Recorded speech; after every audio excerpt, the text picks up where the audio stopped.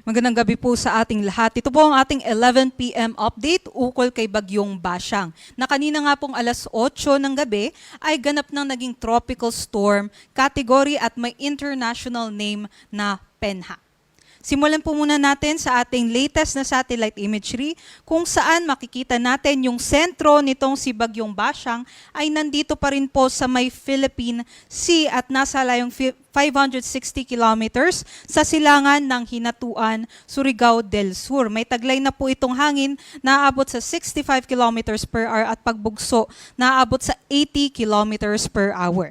Sa kasalukuyan nga, kumikilos po ito pa westward at may kabagalan 15 kilometers per hour po ang kanyang pagkilos. At sa nakikita nga natin, malawak nga po yung sakop ng mga kaulapan nitong si Bagyong Basyang. So kahit nandito pa po ito sa Philippine Sea, nakakaranas na nga po ng mga pag-ulan at mga bugso ng hangin yung ating mga kababayan dito sa may Visayas and sa may Mindanao area. But for Luzon, amihan naman po ang nakakaapekto sa atin, so meron pa rin po tayong mga bugso-bugso ng hangin dahil po dito sa amihan.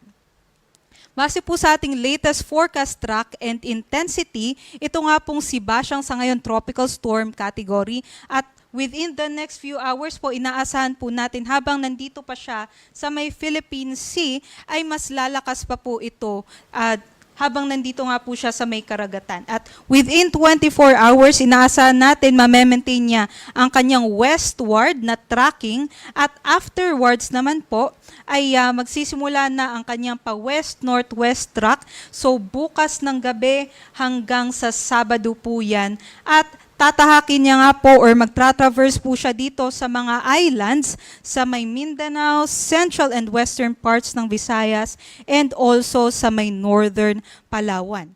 So ang initial po natin na nakikita na possible na landfall point nitong si Bagyong Basyang ay dito po sa silangan ng Mindanao. Ngunit ini-emphasize nga po natin itong forecast confidence cone. So anywhere po within this forecast confidence cone ay kailangan po maghanda dahil posible po dito dumaan yung sentro ng Bagyong Basyang.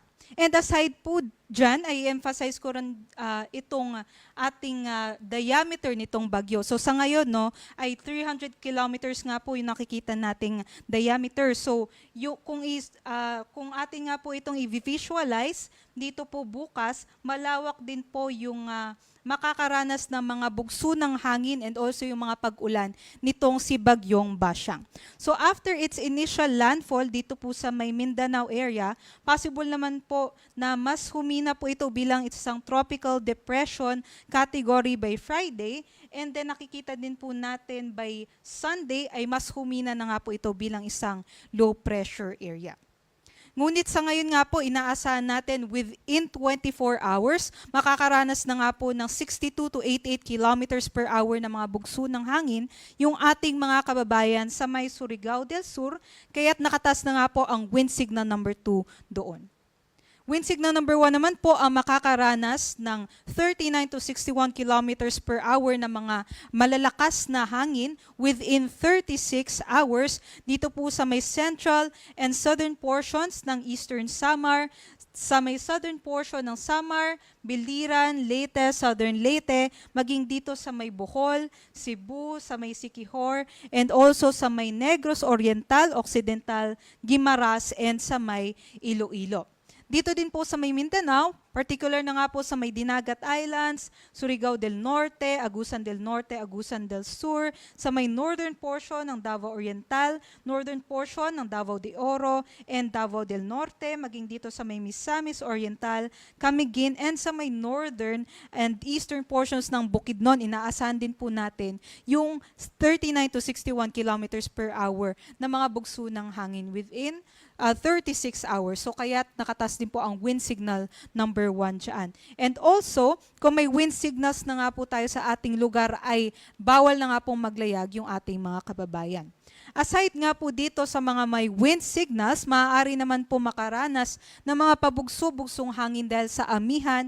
Dito naman po sa may Metro Manila, Apayao, Abra, Batanes, Babuyan Islands, northern portion ng mainland Cagayan, Central Luzon, most parts din po ng Southern Luzon, Visayas, and most parts of Mindanao dahil po yan sa amihan bukas. Aside po sa mga dalang hangin na impacts nitong si Bagyong Basyang, possible din po yung mga malalakas na mga pag-ulan naman, especially bukas dito sa may eastern portion ng Mindanao, 100 to 200 millimeters of rainfall po ang posibleng maranasan dito sa mga lalawigan na naka-orange. So dito po yan sa may Dinagat Islands, Surigao del Norte, Agusan del Norte, Surigao del Sur, Agusan del Sur, Misamis Oriental, Davao de Oro, and sa may Davao Oriental. Yung ganito pong mga lakas ng mga pag-ulan ay maaari pong makadulot ng widespread na flooding, especially po sa mga low-lying areas and doon po malapit sa mga ilog. And 50 to 100 millimeters naman po na mga rainfall inaasahan din sa Eastern Samar, Southern Leyte, Misamis Occidental, Lanao del Norte, Bukidnon, Lanao del Sur, and sa may Davao del Norte. Kaya't pinag-iingat nga natin yung ating mga kababayan dyan dahil posible nga po yung mga pagbaha at mga pagguho ng lupa. And by Friday, inaasahan nga po natin Thursday and Friday po yung peak rainfall nitong ating bagyo dahil nga po dadaan na po ito dito sa mga isla dito sa may Visayas and Mindanao. So by Friday or tomorrow evening to Friday evening, inaasahan din po natin yung 100 to 200 millimeters na mga pag-ulan sa malaking bahagi po ng Western Visayas and also or Negros Island region and also dito sa may Central Visayas, Southern Leyte, Dinagat Island, Surigao del Norte, sa may Northern Mindanao area and Eastern Mindanao din po, possible din po sa may Misamis Occidental, and dito din po sa may Lanao del Norte, Bukidnon, Lanao del Sur, Davao del Norte, Davao de Oro, Davao Oriental, maging sa may Eastern Samar, Samar, Biliran, Leyte, Iloilo, and Guimaras, possible naman yung 50 to 100 millimeters na rainfall.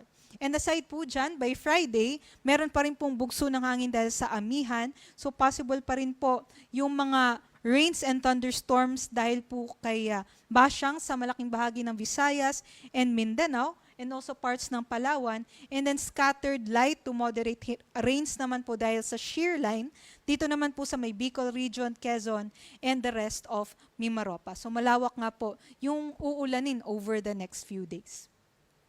And then by Friday evening to Saturday evening, inaasahan nga po natin yung lokasyon ng sentro nitong bagyo ay malapit na nga po dito sa may Western Visayas and Palawan area. So 100 to 200 millimeters po ng mga pag-ulan inaasahan sa Antique and Aklan, and yung 50 to 100 millimeters naman po sa may Palawan, Oriental Mindoro, Romblon, Capiz, Iloilo, Guimaras, and sa may Negros Occidental.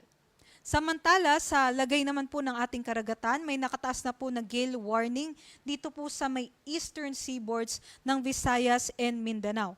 Up to 5 meters po yung mga pag-alon dito sa may Dinagat Island, Surigao del Norte, and Surigao del Sur, habang 2.8 to 4.5 meters naman po ng mga pag-alon sa may Davao Oriental, Northern, and Eastern Samar. Other parts naman po ng ating seaboards or mga ating mga baybaying dagat, possible din po yung katamtaman hanggang sa maaalon na karagatan.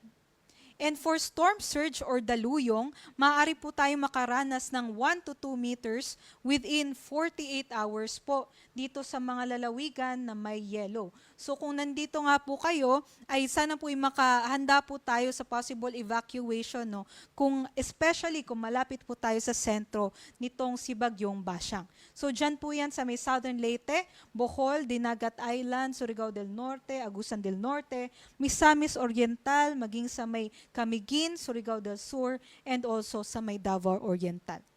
Next update naman po natin, ukol dito kay Bagyong Basyang ay mamayang 2:00 ng umaga. Doble ingat po sa ating mga kababayan at tutukan po yung mga updates natin galing dito sa Pag-asa.